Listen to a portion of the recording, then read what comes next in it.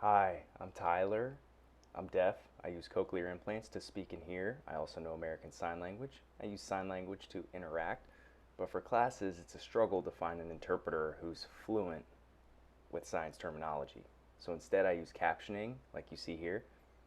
Hearing people don't always realize I deal with limited access in classes. That's why I'm sharing my story, to show that accessibility can be very powerful, especially how it impacts our future careers. In high school, I took AP Biology. I was thinking I wanted to become a doctor or a scientist, but in-class videos are not captioned.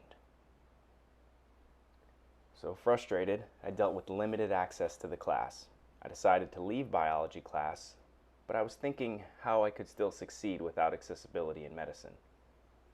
Most classrooms are designed to be accessible for hearing people and not accessible for deaf people. Through college, I really missed learning biology, so I went to Johns Hopkins University, a very strong pre-med school. I remember being nervous for biology and biochemistry classes because what if I face limited access again? However, I was very lucky there. In the fall, my biology professor recorded lectures without captions.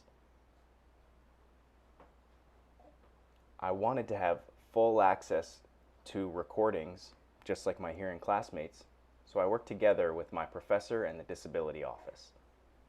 In the spring, the recordings were captioned. Yes, I had a great learning experience. In the end, my professor's survey showed that out of the 300 students in the class, about 75% used captioning. 96% recommended captioning for hard science classes.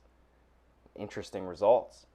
And that showed me that students with disabilities and non-native English speakers use captioning to fully understand the content in the recordings.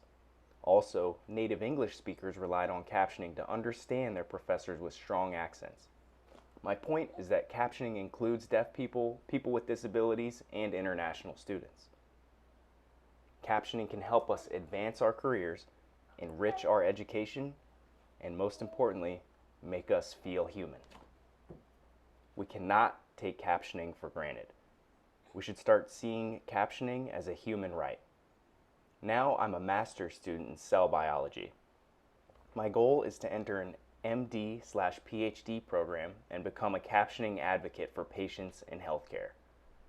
Now I'm grateful for Lime Connect to give me an opportunity to share my message. Thank you all.